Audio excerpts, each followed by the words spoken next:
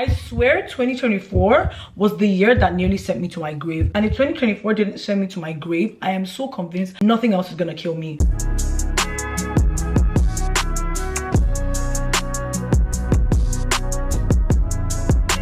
Hey bestie, I need to be telling myself welcome back. I kind of feel like I ghosted you for like... There is a logical explanation, I swear. My mustache is back and she needs to go.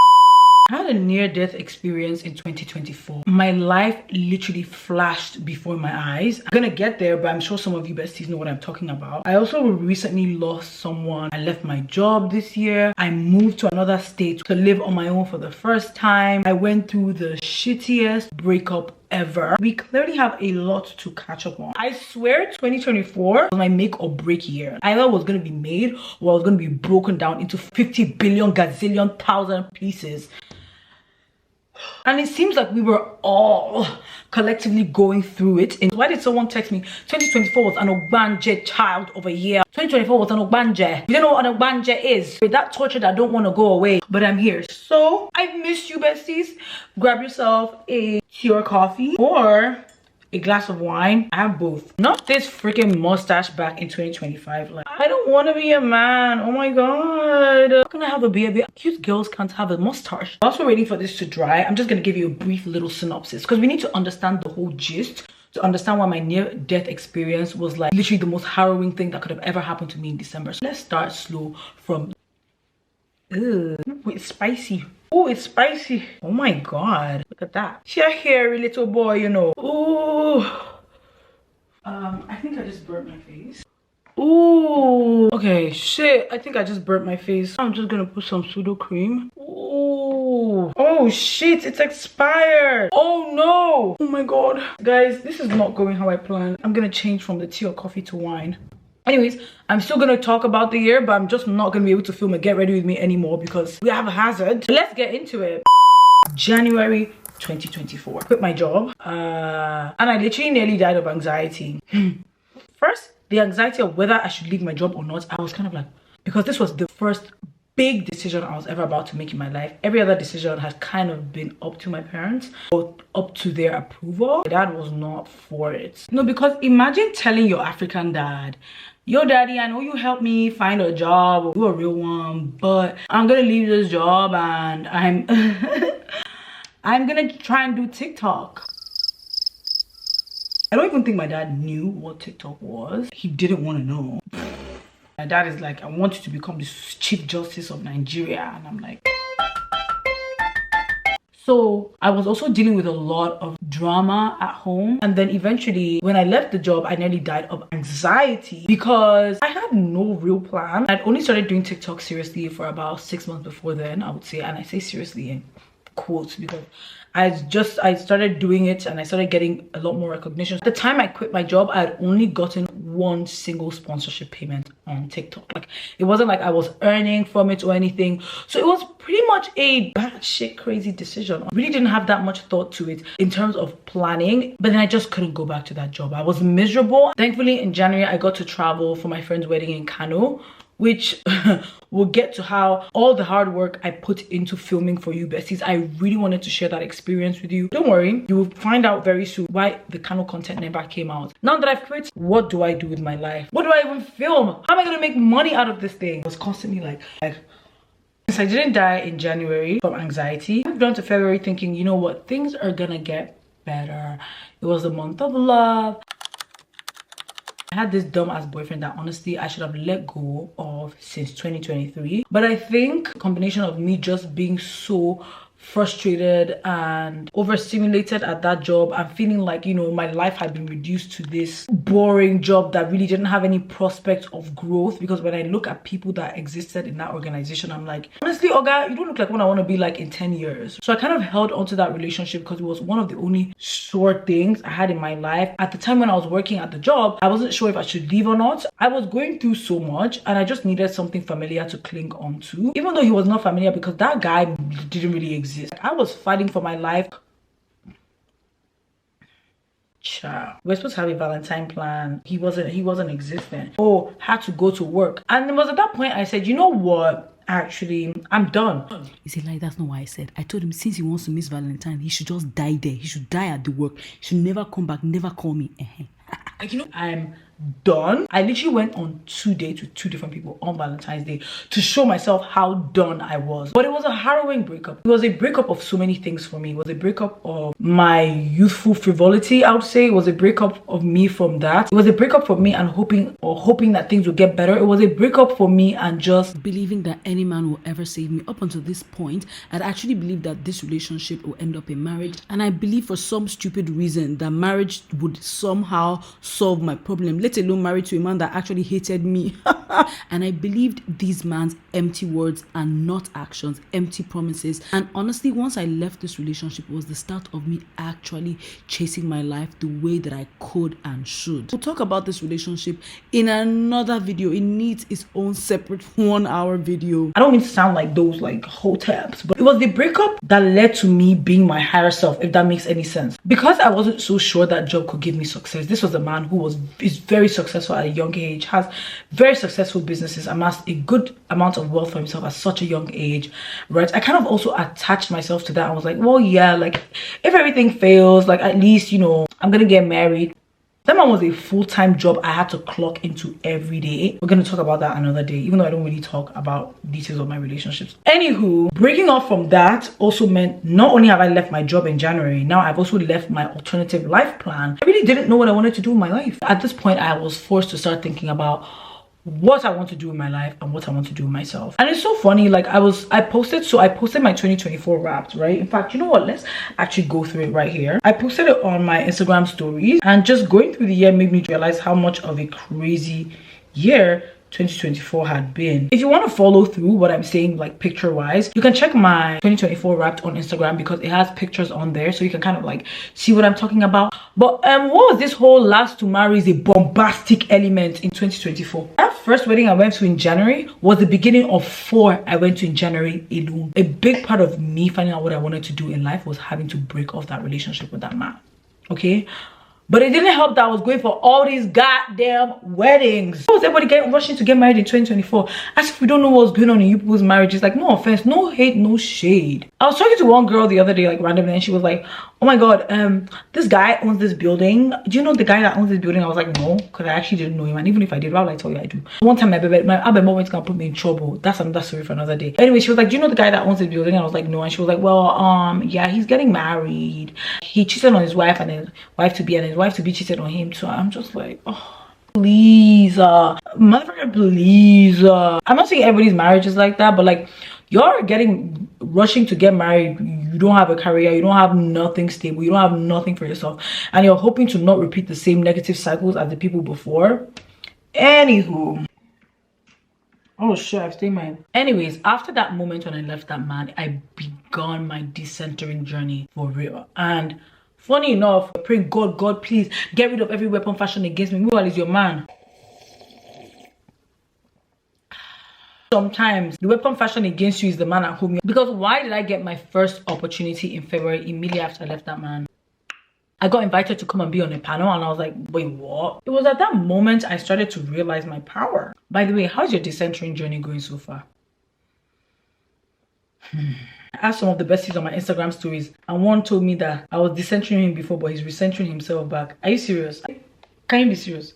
Can you be serious? What's your problem? I don't want to even talk about decentering men in this video. Just know that it's going to slightly be a very painful process and a very isolating process, because it's something you have to go through on your own. Now, mind you, I was dealing with this on top of the anxiety of leaving my job and not really knowing what was going on. Yes, it was an opportunity, but it wasn't a paid role. I wasn't paid to be there, right? And I just started thinking about my earning, like, how am I gonna make money? I literally nearly had a panic attack in February thinking, how am I gonna make money? Mind you, whilst all of these things are happening, life still be happening. So whilst I'm going through all of this, my cousin's getting married and I have to go to Grwm. I posted that vlog, the Grwm wedding vlog, and everything leading up to it, so I wouldn't be talking about it anymore. If you want to know what went on with the wedding, you can watch the vlog. But there was something about going to Grwm that made me feel more refreshed and more energized and more ready. Maybe it's the nature, I don't know. It was just something about isolating myself and just being with nature that just made me feel more connected to my purpose even though I didn't really know what my purpose was. I sound like all those like spiritual people. I'm really not, but honestly and truly, that is how I felt. Anyways, I came back in March. In true this girl might have a mental issue, I wanted to cut and dye my hair blonde in March, but I was like, that is so 2023 Ima. When I went through my breakup, I wanted to cut my hair, dye it blonde, and move to Canada and rename myself Catalina and start a whole new life. I was like, that is so 2023 Ima. We can't be doing that in 2024. That's not Vogue. So I decided to get blonde braids, which looked cute, but anytime I decide to do something radical, like radical with my hair, just know I'm going through something. And I was going out a lot in March. I was going out a lot. I feel like I needed to get it out of my system. I was barely sleeping, not really taking care of my mental health. I was trying so many new things, which kind of also helped me to understand myself better. But the point is, I was just from March, I was on the go non-stop. And you know, when you're on the go, you can hit a moving train. It didn't really help that I didn't really have a plan. And in March, my best friend and I decided to fully start a charity that we've been thinking about starting called Femme Health Foundation. We're like, boom. And not long after that, I went to Lagos. I reached out to a brand for the first time ever, and I went to Lagos for work. Again, no plan. I'm just moving. I've been moving. I was just on the go. I wasn't really taking care of myself. I was doing the A because I felt like I had a lot I had to prove. Like, I just quit my federal job. Right now, I'm not using my law degree to do nothing. Don't what my parents have basically worked their whole life for me for. I felt like I had a lot to prove. So I was just moving non-stop. Me and that bullet train, we were the same. Mind you, with all of this, I owned a clothing brand. So I'm still doing this clothing brand, by the way. But then I have so many other things I'm doing at the same time. I'll put up the vlog here as well, where I basically, you know, just tried out new things, worked with certain brands. I worked with Techno, I worked with FemFest, and it was a lot of moving at lightning speed, but it was better for me to move at lightning speed than for me to sit down and sulk and think about all the things I was going through and cry about all the things I felt that were happening wrong to me. March was so chaotic. If you watch my videos from March, you can tell, like March 2024, I was losing my head. But like, because I'm normally crazy on a normal day, it didn't look like I was losing my head, but I was losing my head. And then less than 10 days from that, when I'm in Lagos, my friend messages me, let's go on a girls trip. This seems like it's fun, but there's one common theme I want you to take from 2024. My 2024 was lack of planning. And lack of planning nearly ruined my career. Because when you don't plan, you lack clarity of purpose. You're not efficiently using your resources, so your time and your energy, right? So I was pouring in so much energy. Like, we're literally just in the first quarter of the year, guys, and so much has happened. A lot of my energy was directed into unproductive activities because I was just go. I was making decisions, but they weren't necessarily informed, hence the fact that, you know, yeah, the girls trip was great, but like, upping and leaving at a point at which my career, my life wasn't stable, I don't know that it was the best move for me career-wise. It was great for me mentally, and honestly, it was one of the best things I feel like I did for myself last year. You can watch my Seychelles vlog on YouTube. I had an absolute blast in Seychelles. Of course, in usual Ima crazy girl who doesn't take a break fashion, I came straight back into my fashion brand because we had a shoot. Now, had I planned better and said, okay, I'm gonna put my shoot on this day so that I'm released on this time, so that I'll know whether the Seychelles trip will be viable, or maybe have a plan so that I know when to move the date to. No, I didn't plan. So that means I came straight back. The next day I had to do my shoot because I was beyond my deadline. My makeup artist bailed on me. I had to do the makeup for the girl myself, for the model myself, style the model myself, style the shoot myself. And that was crazy. I quite literally nearly died. And it was at this point I realized that this fashion brand might need to go. Imagine dealing with Nigerian tailors like day and night as a job. As a job. Is it a death warrant? Aren't you signing your life away? No.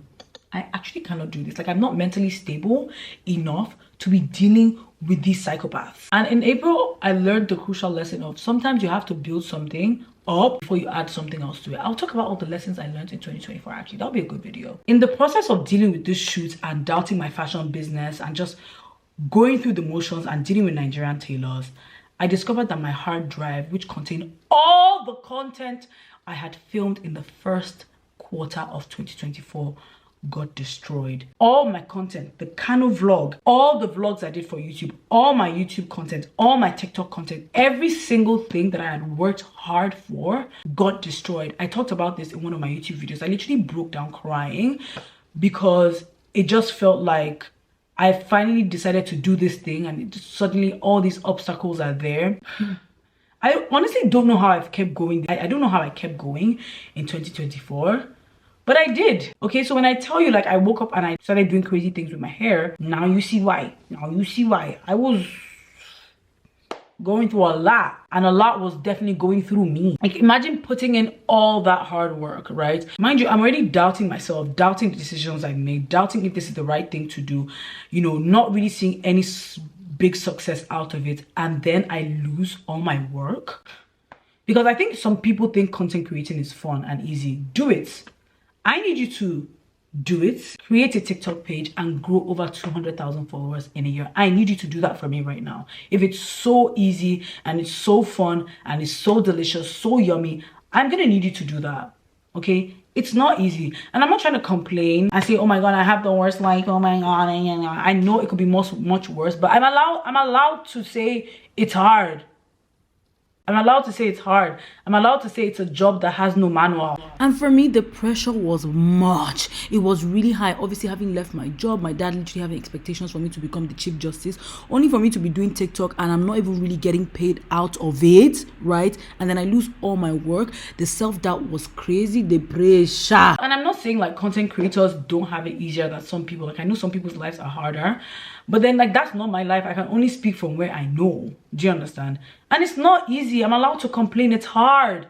It's hard. It's a job that has no manual. It's a job that people don't really respect. It's a job that you're not really paid enough for. It's a job that requires constant energy every day. You know, sometimes you can wake up and go to your office and sit down and not do much. That can't be you as a content creator. The moment you do that, people lose interest in you, because guess what? There's more than enough content creators around the world. Okay, so like it was a lot. It was a lot. There's a lot of work that I lost, and at least I didn't lose my life. That's what I told myself when I moved on. I said I lost my work, I didn't lose my life, so it means I can get up and create more. And I did just that. Like I said, in 2024 I was like bullet train sprinting. I was moving at the speed of light, so I didn't even give myself any time to like sulk about it. I literally was moving at the speed of light.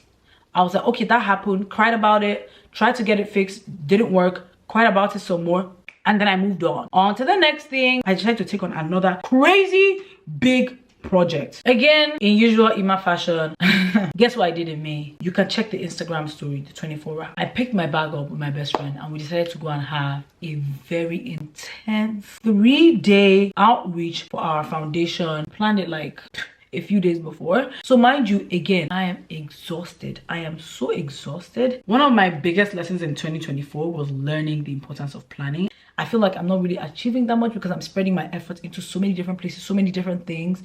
We met with over 2,000 girls, and it was a very emotional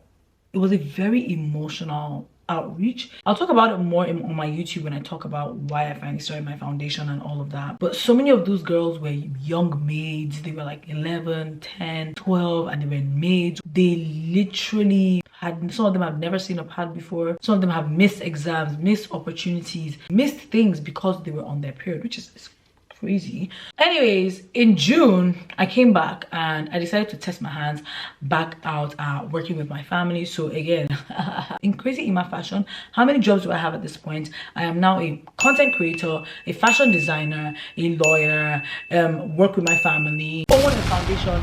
5 jobs with only one that was paying me, which is the one working with my parents and basically being a lawyer. At this time, TikTok had started paying, but not enough to pay my bills. I'm not gonna lie. Like, so again, I was still financially stressed about the decision that I had made, because I knew that if, for example, I wasn't working with my family, I may not be able to afford the things that I wanted to, given the job that I had picked new now, like the TikTok, the content creation. In typical Ima fashion, every time I do something crazy with my hair, I told you I'm going through a lot.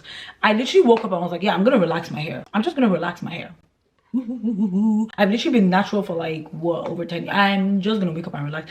Every time I wake up and I do something crazy with my hair, just know that I'm not okay. At that point, I was fighting for my life. And then in the middle of fighting for my life, I was like, you know what, actually, let me move cities and move out of my parents' house. Even though I've never really lived on my own before and paid my own bills. Like when I was living alone in uni, my parents were paying for my apartment. Now I had to pay myself. And I randomly literally decided to move to Lagos a week before I moved. Again, at this point, it's giving self-torture. I was so burnt out. And I'll wake up every day and be like, what's the newest, latest, hottest, most stressful way to burn myself out today?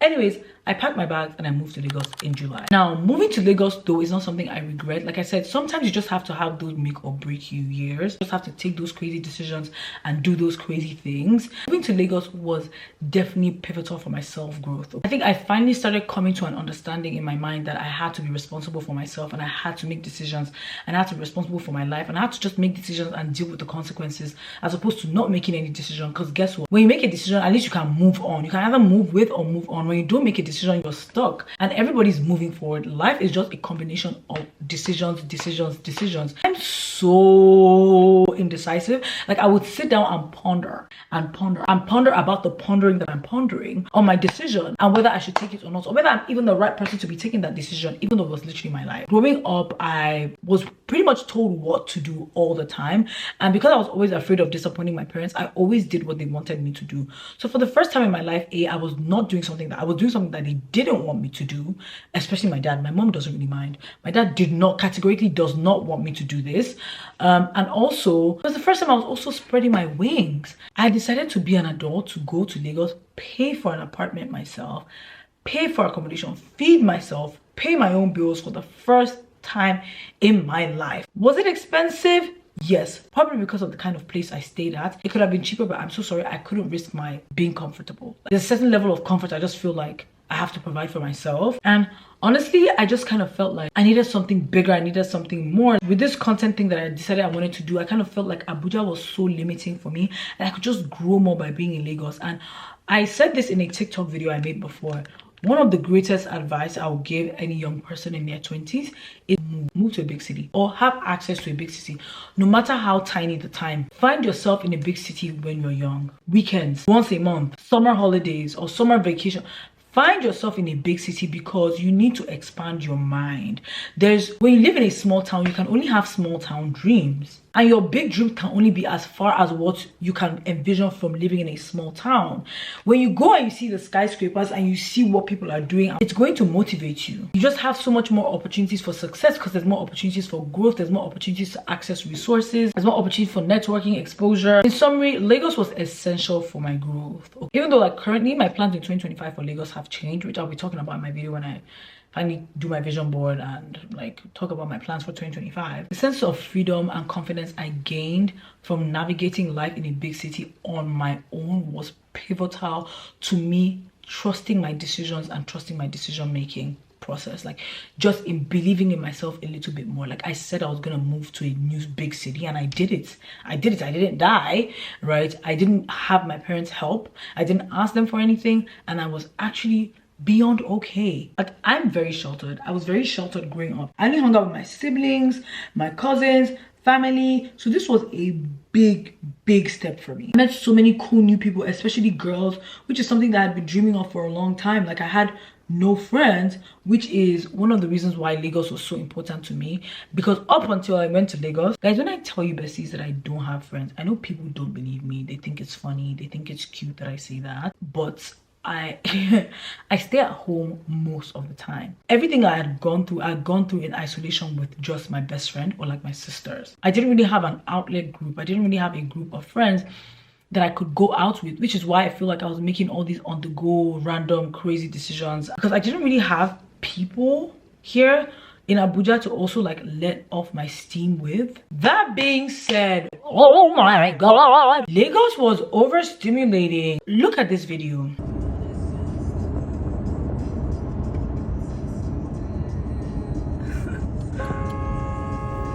Wow. Lagos is so overstimulating, and even though I was feeling a lot of FOMO, I was feeling so much FOMO before I moved to Lagos with the influencer events. Like, I wanted to be invited. I used to get so many invites with influencer events and I wouldn't be able to attend because I was in Abuja.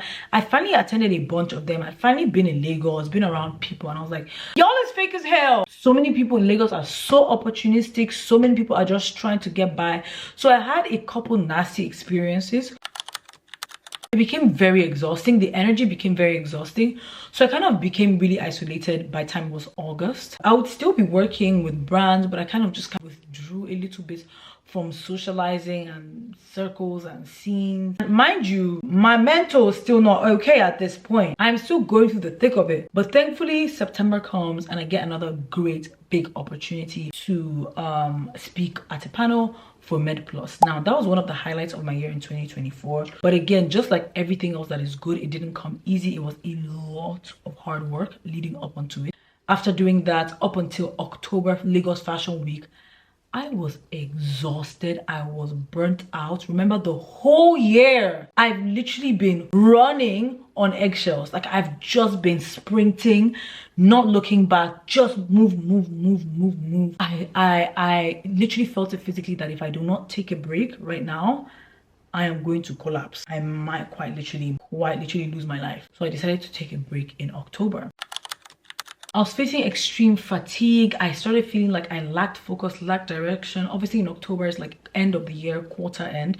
And you start thinking and reflecting about how the year has gone so far, how you want to end the year. And I just started feeling like I hadn't really done that much, because even though I had put a lot of energy into doing so many different things, they weren't focused, they weren't aligned. And I kind of felt to myself, even though obviously like when I was doing my 2024 wrapped on Instagram, like, of which obviously I didn't even post everything that I did and all the brands that I worked with, and that was just like highlights of moments that made me feel certain things, right, that I posted. But when I did that wrapped, I did realize, okay, you did achieve a lot in 2024, Ima. But the point was, I didn't feel like it as of October. So I started beating myself up about it. Again, my mental health wasn't doing that great. I started feeling like I didn't achieve that much and the year was about to end. I wanted to really end the year with a bang. Then disaster struck between October and November when I lost someone. And I don't want to talk about it because I don't really want to rehash all of that and all of those feelings right now. Thinking about it right now is making me get a little bit emotional. So I'm just going to have a sip of wine.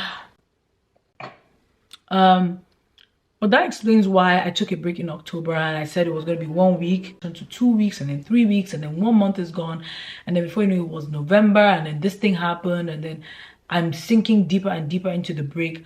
But then I decided to snap myself back into it for December, because obviously December is like peak period for creators. So if I was working in a regular job, I would have had to get up and get out. And it didn't really help that because I wasn't filming anymore, I kind of lost track of my schedule and my timing. Like, I didn't really have any organization for myself anymore in terms of, okay, this is when I'm going to do what and this is when I'm going to do this. So it became a very negative cycle of me not doing anything and me feeling bad about it and sulking even more and lying in my bed in cover sheet in darkness, waking up at 12 p.m. because I didn't do anything the other day and I was sad about it and I was too sad to do anything the next day. So I became even more sad, and then it just kept going like that. So I decided to finally snap up in December because my whole family was going to be around, and I was like, joy, hippie, hooray, I'm gonna do Vlogmas. I started doing Vlogmas. My whole family was here. It was amazing. The first few weeks of December were amazing. Events to go for, family dinners. And then I had to go to Lagos for work because obviously DETTY December. And now we finally get to the Native Land event. Now at first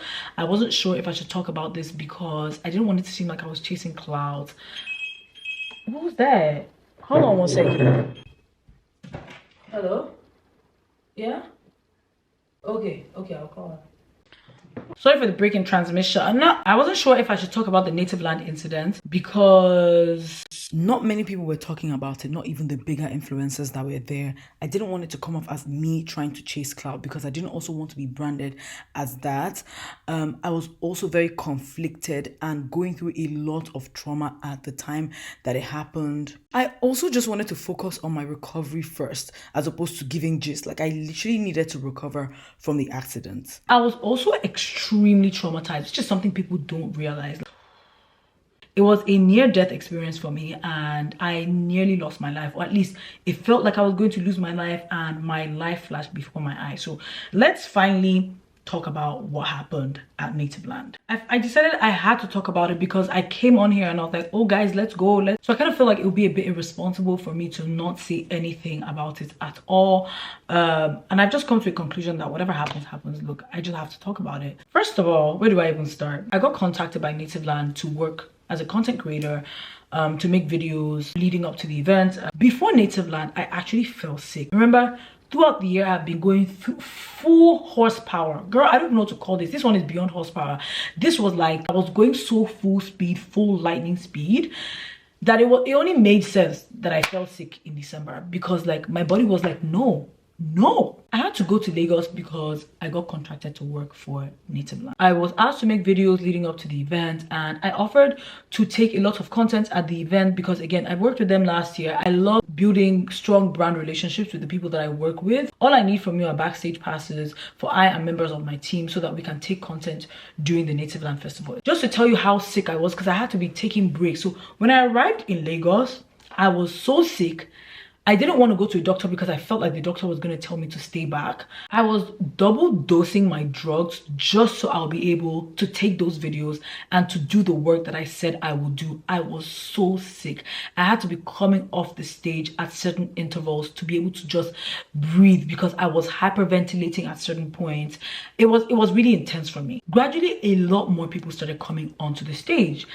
And it kind of became a mosh pit, if I'm being honest. Many of them didn't even have passes. So many people came on that stage. And I'm just here trying to take my content. So I was like, you know what? It's getting too crowded around. Let me go to the DJ booth so that I could just take content of the artists themselves. While one of my sisters would be out, taking, because she was on my team for the day, taking content of the whole stage and the backstage situation. My sister and I went to the stage when it was Odumodu Black's time to perform because we actually wanted to leave the stage. Funny enough, we had said it 5 minutes before, like, are you sure this stage is not going to collapse? Because we had seen the amount of people that were there. It was ridiculous. We were not even able to move. It was tight. It was hot. We went to the DJ booth and Odumodu Black comes on. Less than 2 minutes into him coming in, just boah, the stage collapses. I don't even want to relive this experience, but I just have to talk about it. And you know, they're like steel pipes holding the stage, right? So the wood falls. But in between like this maze of steel pipes, there's woodworks. There's some of them that are broken and sharp. We can't see anything. There is literally a stampede. The only thing that protected me was the fact that because I was in the DJ booth in the middle, when I caved in, the wood on the side kind of came over me. I felt people stepping on me. My sister was holding my arm at some point, or my leg, my arm, I can't remember. And she was screaming and holding on to me. Before you know it, I couldn't even feel her. I couldn't see anything. My wig had dragged off. People were stepping on me. I don't know how I'm alive, honestly. At a point, it was so dark and I didn't know what was going on. I was just like, I thought I was going to die. I was like, God, if this is how I die, I don't want my sisters to die. Whatever happens, maybe take my life in exchange for them. Like, I don't want my sisters to die. I brought them here. How would I survive this and explain this to my mom? I don't know what happened between that point and how I escaped. All I know is I saw something falling and I saw people kind of like lifting off, and I don't know how I took off. From that point to how I escaped, I don't remember. Like, I think out of the trauma, my mind literally just blanked everything. I came out, we were bleeding. My sister had sprained her foot, so she couldn't walk, and I had to carry her. Eventually, there were 2 gentlemen that were kind enough to back her. That was the way we were able to come out. I needed a second. Because it was really intense. Rushed into like one of the backstage tents, and my sister is bleeding. There's another girl that's literally bleeding out her leg, so we had to give her a pad, like a sanitary towel, like an always pad for her to put on her leg. So I helped her and my sister out of there with my wig in my hand. My shoes gone. I don't know where my shoes went. My hard drive and my camera got destroyed. I had to get my camera fixed. Any content I didn't save on like an alternative means of my cloud, gone. And then I had to end back up in the hospital after I avoided it when I was actually initially sick. It was a very harrowing experience. It was very scary. It was so scary. I really didn't think in the moment that I was going to make it out alive or without a serious injury, and the fact that I came out with just scratches and muscle trauma is honestly just a testimony, and I'm so grateful. to God. I'm so grateful. I'm so grateful. Yeah, that's why I disappeared, besties. I disappeared because 2024 was my year in the woods. My friend was just telling me about the book by some Campbell guy. I'm gonna read it. Heroes something. And how heroes have to sometimes have those year in the woods. Maybe they have to fight it out and like cut the trees, and you know, that 2024 was definitely one of those years for me. Woo! But I'm happy to be back. I'm back, and I don't think I'll be ghosting you anytime soon. I am sorry for ghosting you, besties. I am really sorry, and I promise to do better. I just really needed to rest and get myself back in check. Like, I really needed to just like not do anything, not think about anything, and just recover and prioritize my health in order for me to have a productive and successful 2025. And I have a meetup this evening to film with someone special, which you're gonna be finding out. But yeah, that's kind of where I've been. Let me know what you were up to this Christmas, besties. I love you very much, and I'll see you in the next video.